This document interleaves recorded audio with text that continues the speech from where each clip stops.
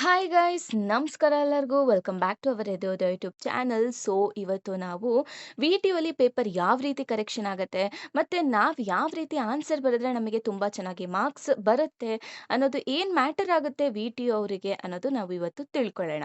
ಓಕೆನಾ? ಸೊ ತುಂಬ ಜನ ಸ್ಟೂಡೆಂಟ್ಸು ಏನು ಅಂದ್ಕೊಳ್ತಾರೆ ಅಂತ ಅಂದರೆ ಅಕಾಡೆಮಿಕ್ಸ್ ಅನ್ನೋದು ತುಂಬಾ ಕಷ್ಟ, ಸಿ ಜಿ ಪಿ ಎ ಅಂತೂ ಜಾಸ್ತಿ ನಾವು ತಗೊಳ್ಳೋದು ಕಷ್ಟ ಆಗುತ್ತೆ, ಸೊ ಅಂತ ಹೇಳ್ತಾರೆ, ಮಾರ್ಕ್ಸೇ ಕೊಡಲ್ಲ ಅವರು, ಸೊ ಈ ಥರ ಎಲ್ಲ ಮಾತಾಡ್ತಾರೆ. ಸೊ ಬಟ್ ಹಾನೆಸ್ಟಾಗಿ ನಾವು ಹೇಳಬೇಕು ಅಂತ ಅಂದರೆ ಅಕಾಡೆಮಿಕ್ಸಲ್ಲಿ ನಾವು ಸ್ಕೋರ್ ಮಾಡೋದು ತುಂಬಾ ಈಸಿ. ಸೊ ಗೈಸ್ ನಾನು ಏನು ಹೇಳ್ತೀನಿ ಅಂತ ಅಂದರೆ ಎಲ್ಲ ಇಂಜಿನಿಯರಿಂಗ್ ಸ್ಟೂಡೆಂಟ್ಸು ನೀವು ಅಕಾಡೆಮಿಕ್ಸ್ ಮೇಲೆ ಫೋಕಸ್ ಮಾಡೋ ಬದಲು ನಿಮ್ಮ ಸ್ಕಿಲ್ಸ್ ಮೇಲೆ ಫೋಕಸ್ ಮಾಡಿ. ಓಕೆನಾ? ಸೊ ಅಕಾಡೆಮಿಕ್ಸಲ್ಲಿ ಆರಾಮಾಗಿ ತೆಗಿಬೋದು ಗೈಸ್, 8 ಮೇಲೆ ಸಿ ಜಿ ಪಿ ಎ ಆರಾಮಾಗಿ ತೆಗಿಬೋದು ಕಣ್ಮುಚ್ಕೊಂಡು. ಬಟ್ ನಿಮಗೆ ಹೆಂಗೆ ತೆಗಿಬೇಕು ಅನ್ನೋದು ನೀಟಾಗಿ ಕ್ಲಾರಿಟಿ ಇಲ್ಲ ಅಷ್ಟೆ. ಓಕೆನಾ? ಸೊ ಸ್ಕೋರ್ ಮಾಡೋದು ಈಸಿ, ಆದರೆ ನೀವು ಆ ಒಂದು ಸಿಸ್ಟಮ್‌ನ, ಆ ಒಂದು ಪ್ಯಾಟ್ರನ್ನ ನೀವು ಏನು ಅನ್ಕೊಳ್ಬೇಕು, ತಿಳ್ಕೋಬೇಕು. ಓಕೆನಾ? ಸೊ ಅವಾಗ ನಿಮಗೆ ಒಂದು ಯಾವ ರೀತಿ ನಾನು ರೆಪ್ರೆಸೆಂಟ್ ಮಾಡಬೇಕು ಪೇಪರ್‌ನ ಅನ್ನೋದು ನಿಮಗೆ ಒಂದು ಕ್ಲಾರಿಟಿ ಸಿಗುತ್ತೆ. ಸೊ ಏನು ಅಂತ ಅಂದರೆ ನಮಗೆ ಗೊತ್ತು ಎಲ್ಲ ಸ್ಟೂಡೆಂಟ್ಸೂ ಆಲ್ಮೋಸ್ಟ್ ಎಲ್ಲ ಸ್ಟೂಡೆಂಟ್ಸೂ ಕಾಲೇಜಿಗೆ ಏನಕ್ಕೆ ಹೋಗ್ತಾರೆ, ಅಟೆಂಡೆನ್ಸಿಗೆ ಮಾತ್ರನೇ ಹೋಗೋದು ಮತ್ತು ಫ್ರೆಂಡ್ಸ್ ಜೊತೆ ಹ್ಯಾಂಗ್ ಔಟ್ ಆಗೋದಕ್ಕೆ ಹೋಗ್ತಾರೆ. ಇಷ್ಟಕ್ಕೆ ಬಿಟ್ಟರೆ ನಾವು ಕಾಲೇಜಿಗೆ ಏನಕ್ಕೆ ಹೋಗ್ತೀವಿ, ಅಲ್ಲಿ ಹೇಳಬೇಕು ಅಂದರೆ ರಿಯಾಲಿಟಿ ಹೇಳಬೇಕು ಅಂದರೆ ನಮಗೆ ಟೀಚ್ ಮಾಡೋ ಅಂಥ ಲೆಕ್ಚರರ್ಸ್ಗೆ ಸ್ವಲ್ಪ ಆಲ್ಮೋಸ್ಟ್ ಅವರಿಗೂ ಐಡಿಯಾ ಇರಲ್ಲ ಅಲ್ವಾ? So that is what reality. ಆಮೇಲೆ ಇನ್ನೊಂದು ಏನು ಹೇಳಬೇಕು ಅಂದರೆ ನೀವು ಎಕ್ಸಾಮ್ ಬರೀತೀರಾ. ಓಕೆನಾ? ಎಕ್ಸಾಮ್ ಬರೆದಾದ್ಮೇಲೆ ಅದು ವಿ ಟಿ ಯು ಸೆಂಟರ್‌ಗೆ ಹೋಗುತ್ತೆ. ಆಮೇಲೆ ಅವರು ಸ್ಕ್ಯಾನ್ ಮಾಡಿ ಎಲ್ಲ ಕಳಿಸ್ತಾರೆ. ಓಕೆ. ಸೊ ನೀವು ಏನು ಅಂದ್ಕೊಂಡಿದ್ದೀರಾ, ಎಕ್ಸಾಮಿನರು ಅಥವಾ ಎವ್ಯಾಲ್ಯೂಯೇಟರು ನಿಮ್ಮ ಒಂದು ಪೇಪರ್ ಮೇಲೆ ಎಷ್ಟು ಟೈಮ್‌ನ ಇನ್ವೆಸ್ಟ್ ಮಾಡ್ಬೋದು ಅಂದ್ಕೊಂಡಿರ್ತೀರಾ? Imagine you have writing like 100 marks paper ಅಲ್ವಾ? ಸೊ ಎಷ್ಟೊತ್ತು ಅವರು ನಿಮ್ಮ ಒಂದು ಪೇಪರ್ ಮೇಲೆ ಇನ್ವೆಸ್ಟ್ ಮಾಡ್ತಾರೆ? ಜಸ್ಟ್ ಹೇಳಬೇಕು ಅಂದರೆ ಲೆಸ್ ದ್ಯಾನ್ 15 ಮಿನಿಟ್ಸ್, 15 ಅಷ್ಟೇ. ಓಕೆನಾ? ಸೊ ಅಷ್ಟೂ ಕೂಡ ಮಾಡೋದು ಕಷ್ಟನೇ. ಓಕೆನಾ? ಸೊ ಸಮ್‌ಟೈಮ್ಸ್ ಇವ್ಯಾಲ್ಯೂಯೇಟರ್‌ಗೆ ತಲೆ ಕೆಟ್ಟರೆ 4ರಿಂದ 5 ನಿಮಿಷದಲ್ಲಿ ನಿಮ್ಮ ಪೇಪರ್ ಕರೆಕ್ಷನ್ ಆಗಿ ಆಚೆ ಬಂದಿರುತ್ತೆ. ಯಾಕೆ ಗೊತ್ತಾ ಈ ಥರ ಮಾಡ್ತಾರೆ? ಅವರಿಗೆ ಅದು ರಿಪಿಟೇಟಿವ್ ಟಾಸ್ಕ್ ಆಗಿರತ್ತೆ. ನೋಡಿ, ನೋಡಿ, ನೋಡಿ, ನೋಡಿ ಅವರಿಗೂ ತಲೆ ಕೆಟ್ಟೋಗಿರತ್ತೆ. ಸೊ ಅದಕ್ಕೆ ಎಷ್ಟು ಇಂಪಾರ್ಟೆಂಟ್ ಅಂದರೆ ನಿಮ್ಮ ಪೇಪರು ರೆಪ್ರೆಸೆಂಟೇಷನ್ ಆಗಲಿ, ಕ್ಲಾರಿಟಿ ಆಗಲಿ ತುಂಬಾ ಇಂಪಾರ್ಟೆಂಟ್ ಆಗುತ್ತೆ.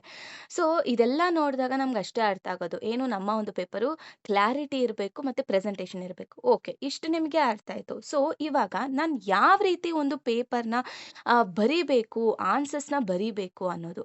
ಫಸ್ಟ್ ಒನ್ ನಾನು ನೋಟ್ ಮಾಡ್ಕೊಳ್ಳಿ. ಫಸ್ಟ್ ಒನ್ನು ಕ್ವಾಲಿಟಿ ಮತ್ತು ಕ್ವಾಂಟಿಟಿ ಎರಡೂ ಇರಬೇಕು. ಓಕೆನಾ? ಇಲ್ಲಿ ತುಂಬ ಜನ ಸ್ಟೂಡೆಂಟ್ಸು ಏನು ಮಿಸ್ಟೇಕ್ ಮಾಡ್ತಾರೆ ಅಂತ ಅಂದರೆ ಇಲ್ಲ ಅವರು ಫುಲ್ ಪೇಜ್‌ಗಳನ್ನ ಪೇಜ್‌ಗಟ್ಟಲೆ ಬರ್ಕೊಂಡು ಹೋಗ್ತಾರೆ. ಏನು ಕಂಟೆಂಟೇ ಇರಲ್ಲ ಅದರಲ್ಲಿ. ಪೇಜ್‌ಗಟ್ಟಲೆ ಬರ್ಕೊಂಡು ಹೋಗ್ತಾರೆ.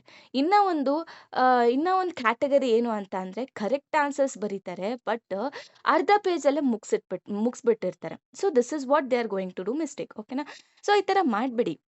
ಏನು ಸ್ಟಾರ್ಟಿಂಗಲ್ಲಿ ನಿಮಗೆ ಓಕೆ ಕ್ಲಿಯರ್ ಆಗಿ ನಿಮಗೆ ಅರ್ಧ ಪೇಜ್ ನಿಮಗೆ ಆನ್ಸರ್ ಗೊತ್ತು. ಓಕೆ, ಅರ್ಧ ಪೇಜ್ನ ಬರೀರಿ. ಮತ್ತು ಇನ್ನು ಕೆಲವೊಂದು ಏನಂದರೆ ಅದನ್ನು ಎಕ್ಸ್ಪ್ಯಾಂಡ್ ಮಾಡಿ ಅಷ್ಟೇ. ಇವಾಗ ಎಕ್ಸಾಂಪಲ್ ಹೇಳಬೇಕು ಅಂದರೆ ಇವಾಗ ಯಾವುದೋ ಒಂದು ಸೆಂಟೆನ್ಸು ಇವಾಗ ಸಮಥಿಂಗ್ ಯು ಟೇಕ್ ಲೈಕ್ ಇವಾಗ ಅನಿತಾಸ್ ಡಾಟರ್ ಇಸ್ ಅನುಷಾ.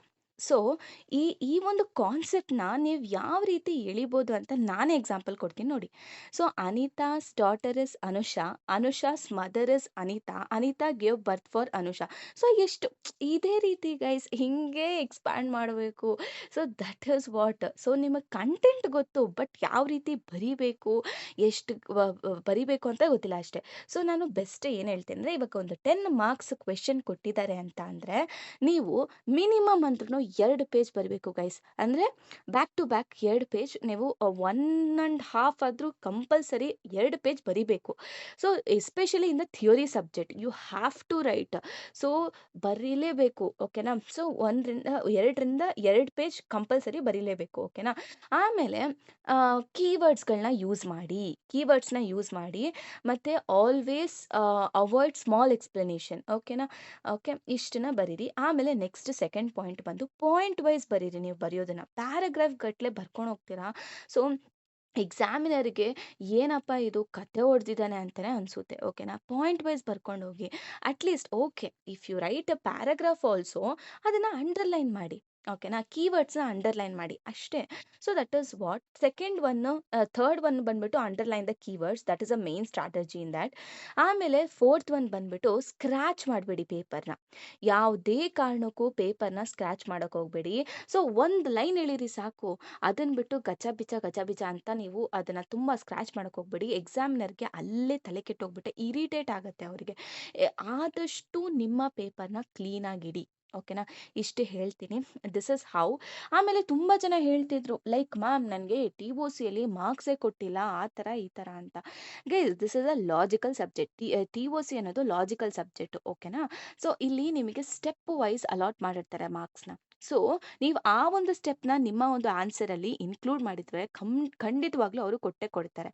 ಸೊ ಇವಾಗ ನಾವು ಎಕ್ಸಾಂಪಲು ಇದು ಮ್ಯಾಥ್ಸ್ ಇತ್ತಲ್ಲ, ಡಿಸ್ಕ್ರೀಟ್ ಮ್ಯಾಥಮೆಟಿಕ್ಸ್, ಡಿ-ಎಮ್-ಎಸ್. ಸೊ ಇದರಲ್ಲಿ ಎಲ್ಲ ಅಷ್ಟೇ. ಇವಾಗ ಕೆಲವೊಂದು ಎಕ್ಸಾಮಿನರ್ ಮೈಂಡ್‌ಸೆಟ್ ಏನಿರತ್ತೆ ಅಂದರೆ, ಫೈನಲ್ ಆನ್ಸರು ಕರೆಕ್ಟ್ ಆಗಿದ್ರೆ, ಸೊ ಏನು ಮಾಡಿರೋಂಥ ಸ್ಟೆಪ್ ಎಲ್ಲ ಕರೆಕ್ಟ್ ಆಗಿರುತ್ತೆ. ಸೊ ಎಂಟೈರ್ ಆಗಿ ಅವರು ಫೈನಲ್ ಆನ್ಸರ್ ನೋಡ್ಬಿಟ್ಟು ಮಾರ್ಕ್ಸ್ ಕೊಡುವಂಥ ಎಕ್ಸಾಮಿನರ್ಸು ಇರ್ತಾರೆ.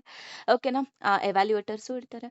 ಸೊ ಇವಾಗ ಕೆಲವೊಬ್ರು ಏನ್ ಹೇಳ್ತಾರೆ ಅಂತ ಅಂದ್ರೆ, ಸ್ಟೆಪ್ ವೈಸ್ ನೋಡ್ಕೊಂತ ಹೋಗ್ತಾರೆ. ಯಾಕಂದ್ರೆ ಸ್ಕೀಮ್ ಆಫ್ ಎವಲ್ಯೂಷನ್ ಅಲ್ಲಿ ಕೊಟ್ಟಿರೋದೇ ಮಾರ್ಕ್ಸು ಸ್ಟೆಪ್ ವೈಸು. ಅದಕ್ಕೆ ಕೆಲವೊಬ್ರು ಆ ಥರ ನೋಡ್ತಾರೆ. But literally trust me.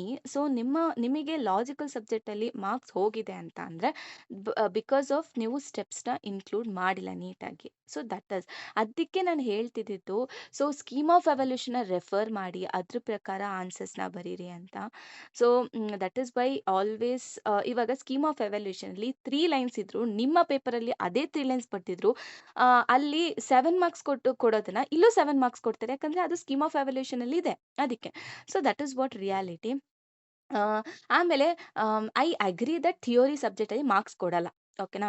I do agree this. ನೀವು 2 ಪೇಜ್ ಬರೀರಿ. ಆದರೂ ತುಂಬಾನೇ ಕಷ್ಟ ಥಿಯೋರಿ ಸಬ್ಜೆಕ್ಟಲ್ಲಿ ಮಾರ್ಕ್ಸ್ ಗೇನ್ ಮಾಡ್ಕೊಳ್ಳೋದು. So don't worry. ಸೊ ನಾನು ಹೇಳಿದ ಪಾಯಿಂಟ್ಸ್‌ನೆಲ್ಲ ಇನ್ಕ್ಲೂಡ್ ಮಾಡ್ಕೊಳ್ಳಿ, ಬರೀರಿ. ಆರಾಮಾಗಿ ನಿಮ್ಮ ಮಾರ್ಕ್ಸ್ ಸಿಗತ್ತೆ. ಓಕೆನಾ? So thank you so much.